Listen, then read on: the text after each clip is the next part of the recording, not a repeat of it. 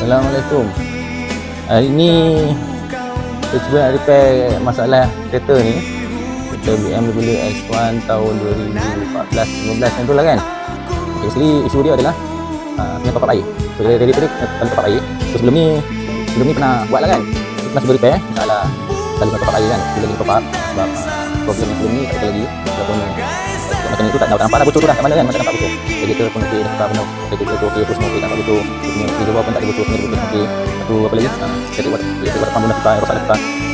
Lepas dia komponen lain pun dah tukar kan. So, water tu tak ada lah. Tak ada kebocoran. Kalau itu pun dalam yang dalam lah, engine, kereta dan sebagainya lah. Sedangkan produk untuk seal, fitting tu lah. Kemungkinan dekat akhir sikit, sebagainya dia leak sikit lah kan. Jadi kalau leak sikit tu, kita boleh cuba lah produk yang boleh seal leak tu. Leak repair.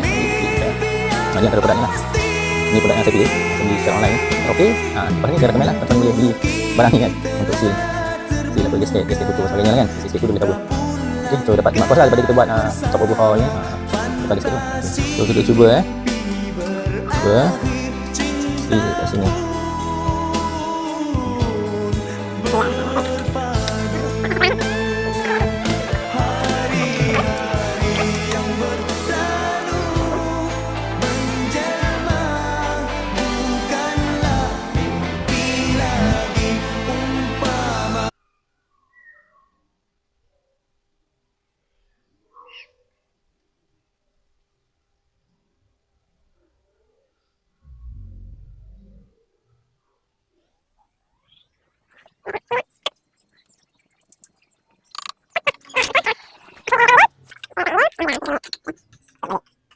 Bismillah, mudah-mudahan berjaya Berjaya lah benda ni.